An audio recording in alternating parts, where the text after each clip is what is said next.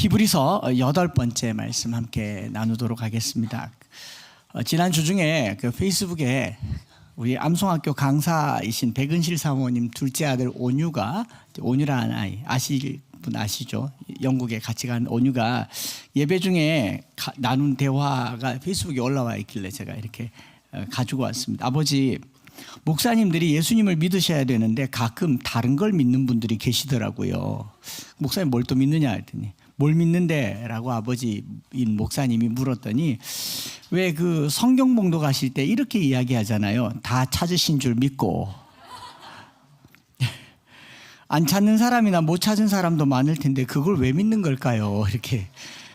그래서 가족이 또 한바탕 웃음이 되었다. 중학교 2학년짜리지만 아재 그 본성이 충만한 이유는 저랑 영국을 다녀오면서 사사를 잘 받았기 때문이죠. 우리 이제 재원이도 곧 그런 날이 오지 않을까 싶은데 왜 목사님들은 예수님을 안 믿고 찾으신 줄 믿느냐.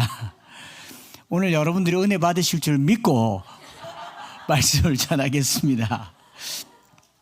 히브리서는 이 믿음에 대해서 기록한 책이잖아요. 그렇지만 우리가 믿고 있다고 생각하고 믿고 있다고 느끼기 때문에 히브리서가 가지고 있는 믿음의 스펙트럼이 얼마나 크고 깊은지를 때로는 간과하는 경우가 있더라라는 겁니다.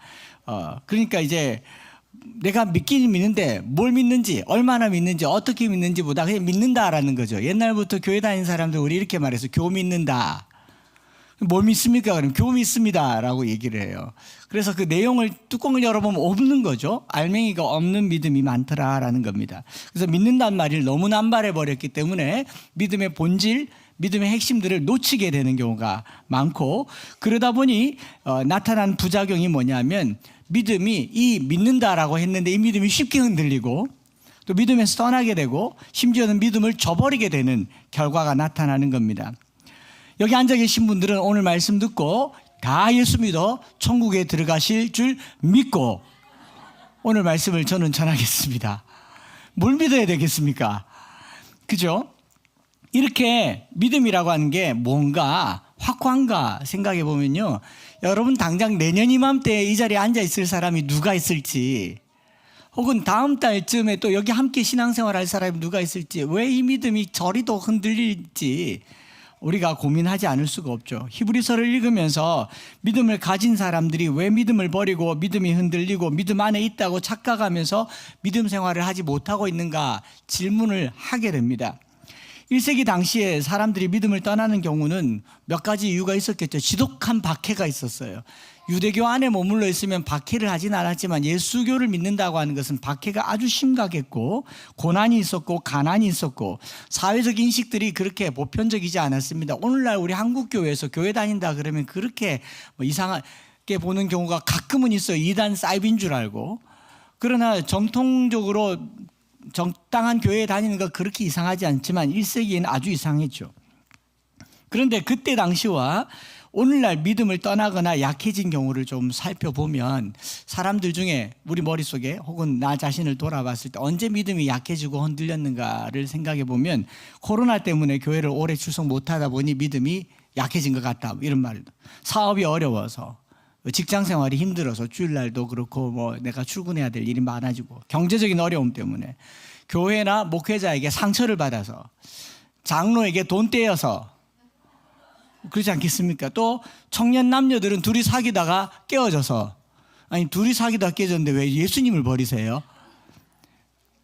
부부관계가 안 좋아, 부부가 싸웠는데 왜 예수님을 버리냐고요. 그러지 않아요? 곰곰이 생각해 보십시오. 부모님하고 사이가 안 좋은데 왜 나는 교회를 떠나야 되냐는 거. 집을 떠나야죠. 다른 지방으로 이사를 가면서 교회를 못 정해서 등등 우리 믿음이 본질로부터 멀어지게 되는 그 이유들을 들어보면은 실제로 예수님이 잘못한 건 하나도 없어요. 그래서 믿기우는 예수님 참 억울하겠다. 처음에는 막 십자가 앞에 나와놓고 둘이 싸우고 둘 다 가버리고, 부부 싸우고 둘 다 가버리고, 뭐 이리저리 다 가버리고, 예수님은 이렇게 말씀하시고, 나는 뭔데? 나 믿은 거 아니요? 그럴 거 아니에요. 근데 우리 믿음이 상당히 본질적인 것에 흔들리는 게 아니라 이 비본질적인 것에 흔들리는 이유가 뭐냐면 본질이 없어서 그렇습니다. 왜 외부 환경이 흔들리냐면 이 중심이 없으니까. 예수님이 잘못한 게 없는데 왜 흔들리는 이유가 뭐냐면은요, 이 하부 구조가 없으니까 상부 구조는 그냥 쉽게 허물어지더라라는 거죠. 여러분 주변에 믿음 생활 잘 하다가 흔들리고 있거나 믿음에서 떨어진 사람이 머리에 그려지거나 혹은 내가 그런 상태이거나 당장 난 죽으면 천국에 갈 수 있다라고 확신한다라고 하지만 진짜 죽음이 코앞에 닥쳤을 때 과연 그럴까라고 물었으면 고민되지 않을 수 있겠습니까? 이 고민을 하는 거죠. 결국 히브리서는 바로 그런 이유 때문에 기록한 거예요. 믿음의 하부 구조, 그 뿌리에 있는 본질이 뭔가. 믿음이 흔들리는 이유가 예수님에 대한 견고하고 확실한 이 내용 때문이 아니더라. 이게 없으니까 다른 것에 흔들리더라라는 거죠. 그래서 우리가 지난주에 살펴보았던 6장의 17절에 예수님께서 하나님께서 우리에게 복을 약속하시듯이 우리의 구원을 어떻게 약속하셨느냐, 맹세로 보증하셨어요. 그 맹세가 뭐냐면 예수 그리스도로 맹세하셨다라고 얘기하지 않습니까? 자기 자신으로. 그렇기 때문에 이게 우리에게 소망이 되어서 히브리서 6장 17절과 17절에 이게 우리에게 소망이 되어서 19절에 보면 영혼의 닻이 되었다, 영혼의 닻과 같다라고 얘기하지 않습니까? 우리가 이 소망을 가지고 있는 것은 영혼의 닻과 같아서 그래요. 예수를 믿는다라고 하는 것은 영혼의 닻과 같아서 튼튼하고 견고하여 휘장 안에 들어간다라고 얘기를 하고 있습니다. 여러분, 영혼의 닻이라는 표현을 들으니까 이 육지에 사는 우리는 이 피부에 확 와닿지 않습니다. 적어도 부산 정도만 살아도 닻이 뭔지를 느껴지겠죠. 저는 최근까지도 닻인지 돛인지 이게 헷갈리더라고요. 돛은 위에 이렇게 바람 불면 가는, 닷은 밑에 내리는 거죠. 예, 이게 모음 하나에 따라서 이렇게 크게 의미가 달라지더라고요. 그런데 이 영혼의 닻이라는 표현을 딱 들었을 때 1세기 당시에 예수님을 알거나 예수님의 제자를 알거나 예수님의 이야기를 아는 사람들은 이게 뭔지를 느낌을 가졌을 것 같아요. 예수님 공생의 시간 동안에 제자들과 같이 가졌던 경험들 중에 뭐가 있습니까? 제자들과 함께 갈릴리 호수를 타고, 배를 타고 갈릴리 호수를 건너가다가 풍랑을 만났던 적이 몇 번 있습니다.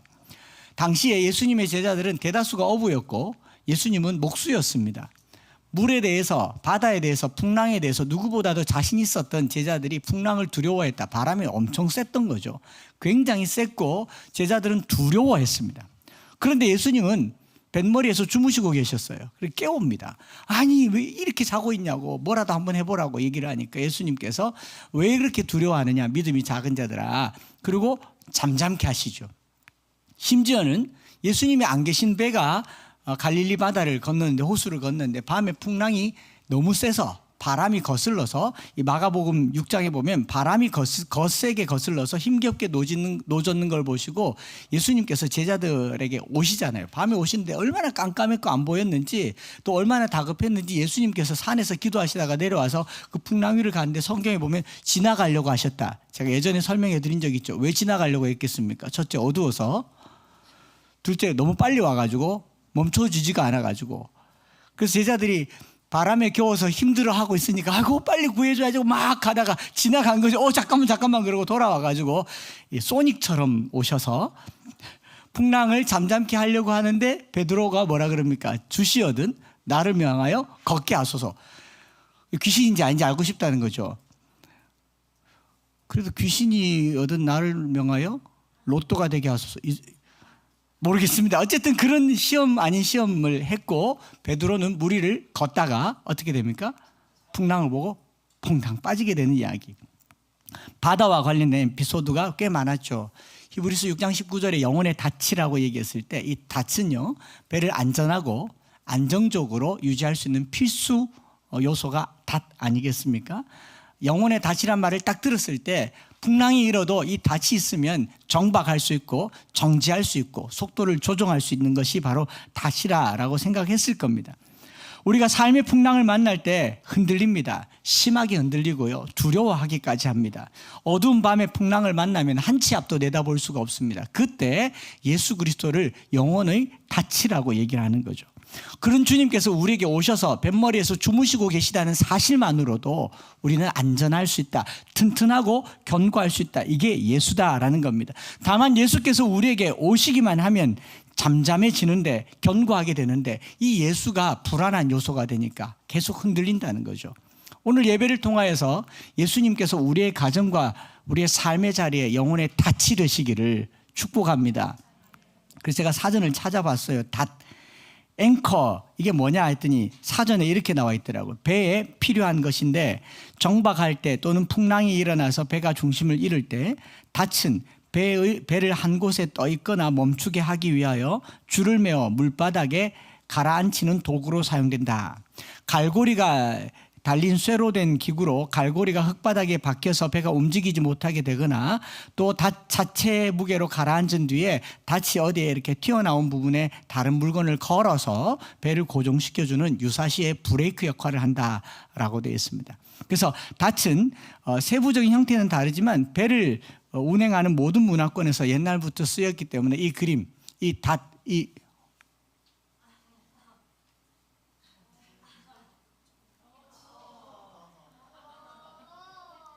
닻은 이 닻은 배의 상징이죠. 항구의 상징이고요. 해군들도 모든 해군 마크에 이 닻이 들어가게 됩니다. 왜 배 그림이 안 들어가고 닻이 들어가겠습니까? 배에 있어서 가장 중요하기 때문에. 제가 이걸 이렇게 잠시 묵상하면서요, 우리에게 영혼의 닷, 그리스도의 십자가를 주셨습니다. 우리가 십자가를 바라볼 때 그 십자가가 나의 흔들림을 막고 튼튼하고 견고하며 소망에 이르게 한다는 것을 믿으시기 바랍니다. 이게 십자가라는 거죠. 이 설명을 하기 위해서 6장부터 7장에 이어서서 7장 1절에 이 멜기세덱이라는 말을 쓴 거예요. 영혼의 닷 예수 그리스도를 멜기세덱과 비교해서 얘기를 하고 있는 거죠. 다시 배경을 얘기하면 믿음이라고 하는 것은 그 자체가 흔들리지 않고 충성스럽고 튼튼하고 견고하다라는 의미를 내포하고 있지만 생각보다 믿음 생활하고 있는 저나 여러분들이 잘 흔들린다는 거죠. 아닙니까? 아니기를 바랍니다. 그렇게 흔들리지 말라고 기록된 게 히브리서이기 때문에. 왜냐하면 배는 튼튼해도 풍랑도 튼튼하기 때문에 그렇습니다. 배가 견고하다고 풍랑이 없지 않아요.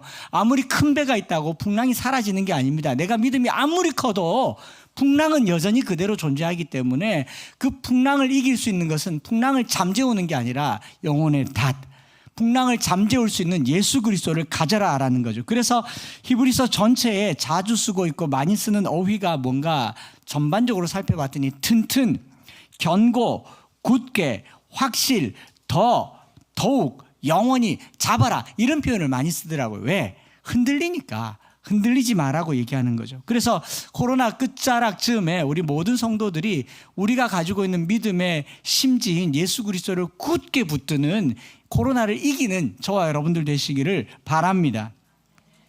그래서 7장에 들어서자마자 다시 멜기세덱이라는 이름을 끌고 와요. 예수님을 소개하기 위해서 멜기세덱을 등장시키는데 5장 11절에 이렇게 말했지 않습니까? 멜기세덱에 관하여는 할 말이 많다. 그러나 너희가 깨닫지 못함을 인하여 줄였다가 다시 설명하는데 배경을 좀 말씀드리겠습니다.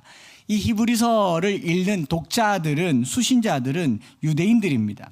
그래서 예수님이 다윗의 후손으로 메시아로 이스라엘을 이끌 왕이라고 하는 정치적 지도자의 자격에 대해서는 크게 의심하지 않았어요. 물고기 2마리 보리떡 5개로 5,000명을 먹였습니다. 무리를 걸었어요. 어떤 권세도 두려워하지 않았습니다. 빌라도도 로마 군인들도 두려워하지 않았습니다. 풍랑도 잠잠하게 했습니다. 그런데 유대인들의 수천 년 전통 속에 제사 업무, 이 제사 업무라고 하는 게 딱 걸림돌이 됐어요. 어떻게 걸림돌이 됐냐면 예수님이 할 수 있는 일이 아니에요. 이거는 대대로 물려지는 레위 집단, 레위 제사장 가문의 일입니다. 예수님은 유다 지파의 아들 후손이고, 마태복음 1장 유대인들을 타겟으로 기록된 마태복음 1장에 아브라함과 다윗의 자손 예수 그리스도의 계보라라고 얘기하잖아요. 예수님은 아론의 후손도 아니고 모세의 후손도 아니고 레위 후손도 아니고 사도의 후손도 아닌데 왜 제사 업무를 예수님이 해야 되냐, 이게 고민인 거죠. 예수님이 메시아, 왕이라는 것은 오케이. 그러나 대제사장, 이건 안 오케이인 겁니다. 그래서 저자는 시편 110편을 묵상한 뒤 바로 창세기로 돌아가서 창세기 14장에 나오는 멜기세덱의 이야기를 꺼내요. 왜냐하면 이 멜기세덱은 왕이기도 하고 제사장이기도 했다고 하니까 아브라함이 이방 왕들과 싸워서 이긴 후에 돌아왔을 때 이 살렘 왕 멜기세덱이 아브라함을 위해서 제사를 집례하지 않습니까? 왕이면서 제사장이니 아하, 이 사람이면 되겠다. 그리고 아브라함이 이 멜기세덱에게 11조를 바치잖아요. 그러니까 멜기세덱은 아브라함에게 축복을 했고 아브라함으로부터 11조를 받았으니 아브라함의 저기 후손들이 하는 것보다 훨씬 더 권위 있는 자리다라는 것을 말하려고 이것을 가지고 왔는데, 이 두 인용구 창세기 14장과 시편 110편 딱 두 번 나오는 이 내용 때문에 신구약 중간기 시대 때 멜기세덱에 대한 무수한 이제 낭설들이 나오기 시작한 겁니다. 상상력이 발휘된 거죠.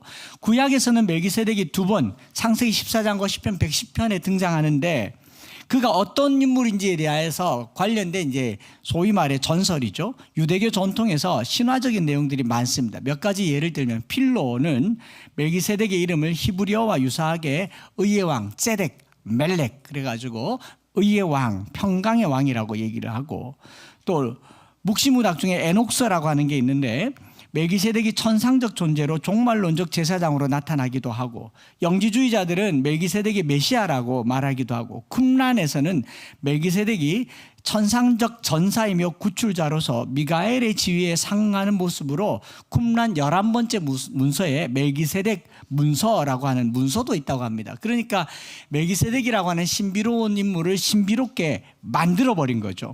그렇지만 히브리서 7장에 기록하고 있는 이 멜기세덱, 창세기 14장에 나와 있는 이 멜기세덱은 히브리서가 말하는 이 제사장론과 그 당시 그들이 만들어 놓은 무수한 이 전설 같은 이야기와 상관없음을 얘기하면서 멜기세덱을 가지고 온 거예요. 쉽게 말해서 성경이 말한 딱 두 번 나온 인물일 뿐이야 라고 얘기하는 겁니다. 여기 너무 깊게 심취해 가지고 또 멜기세덱을 찾아가면서 멜기세덱 제사장의 옷을 입고 오늘날 내가 멜기세덱의 후손이라고 한다면 저는 그 아버지가 되겠습니다. 그런 거 아니라고요. 멜기세덱은 구약 성경 내에서는 막연한 인물로밖에 나타나지 않지만 1세기 당시 유대인들에게는 상당히 관심이 많은 인물이다 보니 예수님은 유다의 후손으로 정치적 메시아, 멜기세덱이나 레위 후손 중에는 누군가 제사장이 나올 사람, 이런 것들을 이제 이중적으로 생각하게 된 거죠. 그래서 이 본문이 말하고 있는 중요성은요, 멜기세덱이 어떤 인물이냐 하는 것이 아니라 예수님보다도 멜기세덱이 예수님보다도 못하고 예수님이 멜기세덱보다도 훨씬 더 근원적이며 하나님이시며 오래된 제사장이라는 것을 말하려고 멜기세덱을 가지고 온 겁니다. 그러니까 멜기세덱보다 더 오래된 존재라는 분이 예수님이라는 걸 말하려고 예수님을 나타내려고 멜기세덱을 등장시킨 거예요. 그러니까 멜기세덱을 너무 연구할 필요가 없다. 그래서 1세기 당시 이 유대인들이 가지고 있는 신앙적인 갈등이 뭐냐면, 예수님을 메시아로 믿는 건 괜찮은데 과연 1년에 한 번 우리 죄를 지고 대속죄일에 우리 죄를 용서할 수 있느냐, 이거는 궁금했습니다. 왜냐하면 대제사장이 하는 일이잖아요. 대제사장은 혈통상 레위 지파의 후손이어야 되지 않습니까? 아브라함과 다윗의 자손이 이걸 어떻게 하냐, 그래서 이걸 믿을 수 없었다라는 내용을 이제 변론하고 변증하는 겁니다. 우리는 이건 고민 안 해요. 고민하지 않습니다. 어려서부터 배웠습니다. 예수님은 제사장이고 왕이고 선지자다 배웠지만 1세기 유대인들은 이게 믿어지지 않았던 거죠. 그래서 아브라함보다 더 거슬러 올라가서 멜기세덱을 사례로 들었던 거죠. 레위 제사장보다 더 오래되었고 아브라함보다도 더 오래되었고 아버지도 없고 가족도 없고 족보도 없고 출처도 없고 모르겠다, 이렇게 모르는 사람도 하나님께서 세웠건을 예수가 대제사장 되는 게 무슨 문제가 있냐, 예수님은 그보다 더 높다라는 것을 얘기하는 겁니다. 이걸 조금 더 쉽게 이제 표현하는 게 제 숙제겠죠. 유대인들은 전통적으로 나면서부터 1년에 한 번 대속죄제를 드렸습니다. 아시죠? 양강나팔을 9번씩 불면 그 대속죄일 나와서 대제사장이 대속죄 제를 드리고 백성들은 그 한날 자기를 괴롭게 하고 금식하면서 죄사함을 받습니다. 그러면 1년 동안 지었던 알게 모르게 미처 다 못 드렸던 속죄제의 제사까지 싹 다 퉁쳐주는 연말정산하는 날이 대속죄일입니다. 로마의 압제로부터 구원받는 정치적 구원을 넘어서서 종교적으로 야훼 신앙을 가지기 위해서 필요한 이 대속죄제를 드렸는데, 이 평생 속죄제를 드렸는데 예수를 믿고 세례를 받고 나서 대속죄를 지키지 않아도 된다, 성소의 휘장이 찢어졌다, 예수님께서 속죄제물이 됐다라고 하니까 계속 궁금해하는 겁니다. 마치 우리나라가 120년 전에 선교사님들이 복음을 전하고 예수님을 믿었어요. 예수님을 믿었는데 다음 달에 제사가 다가옵니다. 해야 됩니까? 말아야 됩니까? 지금이야 우리 자매님들이 힘들어서라도 안 하겠죠. 근데 수백 년 동안 지켜오던 제사를 예수 믿었다고 하루아침에 버릴 수가 있겠느냐 말이에요. 근데 그 선교사님들이 말씀하시기를 안 해도 된다. 우린 예배를 드리면 된다. 복은 하나님이 주시지 조상이 주는 거 아니다. 100번 얘기해도 평생 드려왔던 제사가 없어집니까? 지금도 우리 안에 그런 문화가 적지 않게 남아있는데, 하물며 제사를 안 지내면 동네 사람들이 뭐라 그럽니까? 서양 귀신 믿더니 호로 자식이 됐다고, 부모도 없다고. 근데 교회에서는 뭐라고 가르쳐요? 살아계실 때 더 잘하라고 그렇게 가르쳤어도 100년 전에 계신 교회는요, 부모도 모르는 불효 종교가 되어버린 거죠. 그 제사 하나 때문에. 하물며 수천 년 동안 지켜오던 대속죄를 하루아침에 접을 수가 있겠냐는 거죠. 그걸 접게 만드는 큰 사고의 전환, 패러다임 시프트가 바로 예수가 제사장이라는 거예요. 대제사장이라는 겁니다. 1세기 당시 유대인들에게 대속죄일은요, 문화였고 전통이었고 삶의 한 요소였습니다. 이거를 하지 말라고 하니 난리가 난 거죠. 그러면서 곤란이 오고 시련이 오니까 유대교로 돌아가는 겁니다. 이걸 2000년까지 거슬러 가지 않아도 될 것 같습니다. 1000년여 동안 카톨릭이라고 하는, 우리 기독교 문화가 카톨릭의 교황청의 그늘 아래 있다가 500여 년 전에 종교가 개혁되어서 지금 우리 개신교회가 됐어요. 1000년 넘는 세월 동안 카톨릭 신도들은 매 예배 드릴 때마다 뭘 했습니까? 성부와 성자와 성령의 이름으로 아멘. 칼빈과 루터에 의해서 종교개혁이 감행되고 이게 없어졌어요. 사람들이 교회에서 예배를 드리고 기도를 하는데 예수님의 이름으로 기도를 드립니다, 아멘 하는데 눈 떠서 보면 저마다 다 이러고 있는 거예요. 왜 그랬겠습니까? 이게 삶의 배인 습관이라는 거예요. 너무 오랫동안 이것을 해왔기 때문에 안 하는 게 더 이상해요. 심지어는 교회에 들어가는데 예배당 입구에서 이렇게 고개를 숙이고 왠지 하고 싶은 거죠. 식탁 앞에서도 이게 훨씬 더 편해 보이는 거죠. 왜 없앴겠냐고요. 고해성사, 견진성사 이런 것들을 포기해야 했던 것이 믿음의 솔라 피데, 오직 믿음으로 구원을 얻는다고 하는 이 종교개혁의 본질인 겁니다. 우리는 어떤 행위로 구원을 받는 게 아니라 믿음으로 구원을 받기 때문에, 그래서 1세기 당시 유대인들에게도 대제사장직을 폐해야 그들이 온전하게 예수를 믿게 되는 거더라고요. 오늘 저와 여러분들이 신앙생활하면서요, 예수 믿기 전부터 가져왔던 신앙의 신앙적인 것이든 문화적인 것이든 삶의 영역인 것이든 그 어떤 것들이 예수를 온전하게 믿는데 방해가 된다면 그걸 과감하게 벗어버릴 수 있는 사고와 발상의 전환이 있기를 바랍니다. 이게 그 당시 사람들이 물었던 겁니다. 그래서 뭐라고 물었냐면, 예수님이 그러면 대제사장이냐? 그랬더니 맞다. 왜 대제사장이냐? 레위 지파가 아닌데. 그랬더니 멜기세덱을 봐라. 멜기세덱도 제사를 지내지 않았느냐? 멜기세덱은 아브라함보다도 더 전 사람인데도 제사를 지내지 않았느냐? 그러니까 또 되는 것 같네. 그러면서 제가 이렇게 저렇게 보니까, 여러분 영국의 그 브리튼이라고 하는 국가의 전설이 된 아더 왕, 킹 아서라고 들어보셨죠? 아더 왕은 아버지가 누군지 아세요? 텐드래곤 아내요. 근데 아더 왕이 아버지 때문에 왕이 됐습니까? 왜 왕이 됐어요? 칼 이름이 엑스칼리버. 바위에 꽂혀 있는 칼을 뽑았는데 뽑히니까 왕 됐잖아요. 제가 만약에 이번 성공해야 될 텐데, 이거를 힘없는 이걸 힘있게 만들면 목사가 된다. 아이들을 위해서.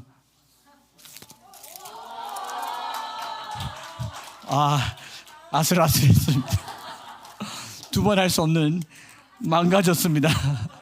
안 돼요. 아도왕이 엑스칼리버 칼을 한 번만 뽑았습니다.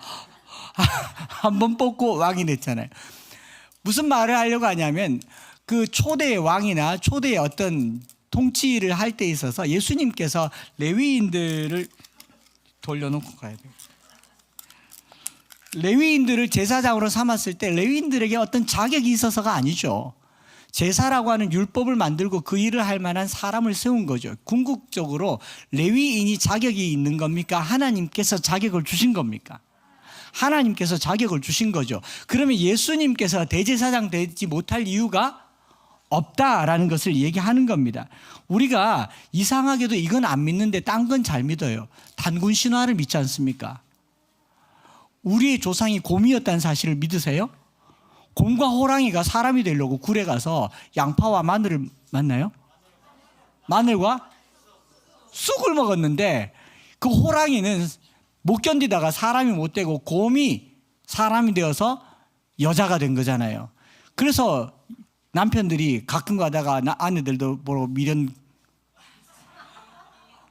비비비 같다고 얘기하잖아요. 우리 조상이 곰이에요. 할렐루야. 이런 것들이 믿어지는데 왜 하나님께서 예수 그리스도를 우리에게 보내셨다는 사실이 안 믿어지냐고. 그 신화나 전설의 이야기를 믿으면서 우리는요 곰을 조상으로 삼고 또 알에서 나온 알을 조상으로 삼는 이런 민족의 역사를 가지고 있으면서 왜 하나님께서 세상을 만드시고 자기 백성을 사랑하셔서 예수를 보내셨다는 게 안 믿어지겠느냐.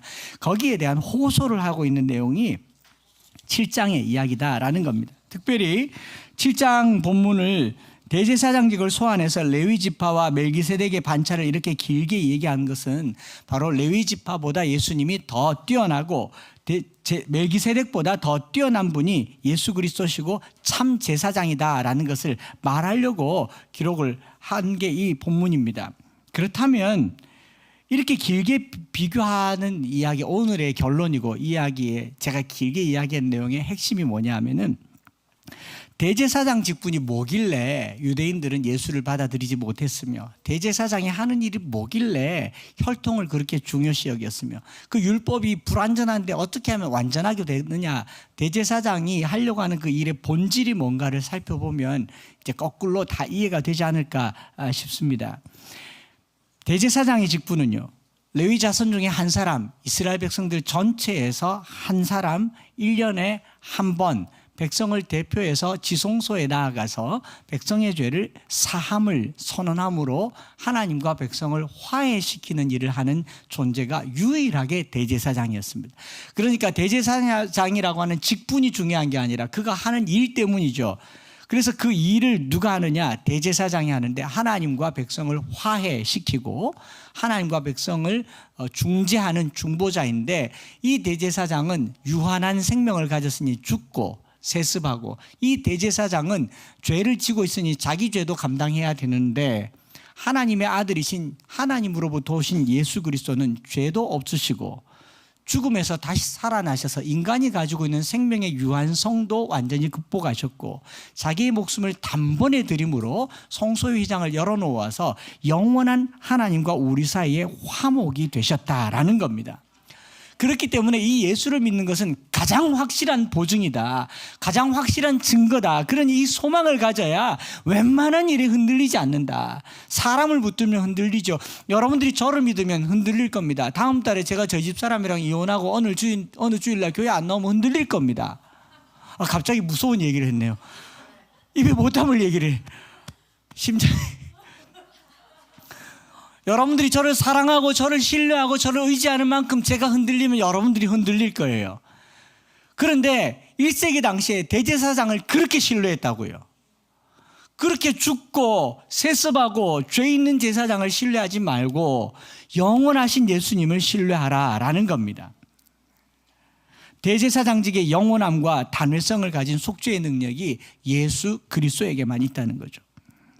말씀을 이제 마무리합니다. 이게 오늘 한 가지 이야기를 하는 거예요. 하나님께서 인간에게 어떤 기회를 열어주셨는지를 구약성경 창세기 3장 이후로부터를 쭉 훑어보면 제 마음에 이런 감동이 있었어요. 여러분, 인간이요, 하나님께 가까이 가기 위해서 어떤 짓을 했는지 한번 보세요. 하나님이 되려고 선악과를 따먹었습니다. 하나님의 집에 이르려고 바벨탑을 쌓았어요. 제국을 만들어서 신의 아들이란 칭호를 받으려고 했었습니다. 번성과 부와 영광으로 신의 자리를 탐보던 사람들이었어요. 왕의 자리를 탐보던 사람들입니다. 이제는 과학 문명으로 신을 끌어내리려고 하고, 그것도 저도 안 되니까 뭐라고 하냐, 신은 없다, 무신론자가 되어서 신을 지워버리는 것을 하나님이 되려고 그렇게 노력하던 인간들에게 하나님께서 뭐라고 하냐면, 내게 그리도 가까이 오고 싶으냐, 죄 있는 인생이 내게 가까이 오면 안 되니까 그 죄를 해결하도록 하나님 편에서 성소를, 휘장을 찢어주신 겁니다. 이런 폐영무도한 인생들에게 하나님께서는 참 바보같이 사랑도 많으시기에 내게로 그렇게 가까이 오고 싶으냐, 와라 라고 하면서 문을 열어주신 것이 십자가 사건이에요.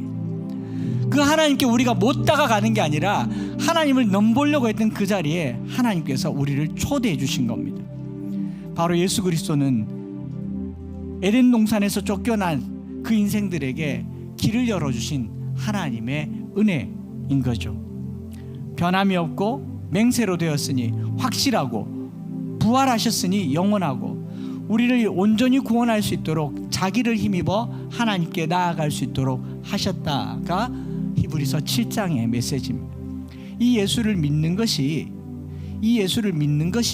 바로 온전하게 되는 것입니다. 이 예수를 붙드는 것이 흔들리지 않고 사는 것입니다. 바로 직전에 책 한 권을 뽑아서 나왔는데 번역되어 있고 20년 전에 번역돼서 우리나라에 있고 또 출판사에 나와 있는데 한국말로 한 번 더 보게 주문했어요. The Incomparable Christ, 비교할 수 없는 그리스도라는 책이 나와 있습니다. 존 스토트 목사님이 그 런던의 기독교 강의에서 예수 그리스도를 소개하면서요, 성경이 말하는 예수 그리스도, 원래 오리진 크라이스트를 얘기하고 있고, 또 서신서 속에 교회사 속에서 일하신 예수 그리스도, 중세사 속에서 일하신 예수 그리스도, 현대 예수 그리스도를 통해서 영향을 받은 사람들, 이 모든 것들을 소개하면서 예수 그리스도는 비교할 수 없고 누구와 견줄 수도 없는 유일하고 완전하고 확실한 분이라는 겁니다. 여러분, 믿음이 흔들리는 거 보세요. 사람 붙들어서 그런 거 아닙니까? 교회 붙들어서 그런 거 아니에요? 물질 붙들어서 흔들리는 거 아니에요? 흔들리지 않는 예수를 붙드시기 바랍니다. 저라고 하는 사람 붙든다고 믿음이 견고하게 되는 거 아니에요. 이게 뭐 유튜브로 설교 몇 편 듣는다고 믿음이 견고하게 되는 거 아니에요. 이거는 다 무너지는 겁니다. 우리 한국교회 역사 속에서 훌륭한 목사님들이 하나 둘이었어요. 말년에 한번 넘어지니까 그 이전에 했던 그 주옥 같은 설교도 다 쓰레기통에 들어가지 않았습니까? 우리가 사람을 의지하면요, 무조건 흔들리게 되어 있습니다. 예수님을 의지하셔야죠. 예수를 붙드셔야죠. 여기 내용에 서문에 이런 내용이 있습니다. 나는 많은 독자들이 예수 그리스도를 우리의 예배와 증거와 소망의 적절한 대상으로, 그리고 비교할 수 없는 분이라는 묘사를 받아 마땅한 분으로 인정되기를 바란다. 그리고 거기 한 예화에 이런 이야기가 있어요. 캔터베리 감독 도널드 코간이 쓴 글에 한 조각가가 예수님의 상을 조각했고, 사람들이 이 예수님을 보려고 원근 각처에서 와서 예수님을 이렇게 저렇게 다양한 각도에서 보면서 내린 결론이 뭐냐니까, 뭐 예수님 조각상인데 별거 없네, 다비드상보다 못해 다빈치에, 그렇게 얘기를 했습니다. 그때 이 조각가가 남긴 말이 있죠. 이 예수님의 상은 오로지 한 각도에서만 제대로 볼 수 있습니다. 그 각도가 어딥니까? 그랬더니 그 발 앞에 무릎을 꿇어야 볼 수 있는 분이 예수님이십니다. 우리가 예수님을 알고 예수님을 믿는다라고 하는 것은 그 발 앞에 무릎을 꿇는 거죠.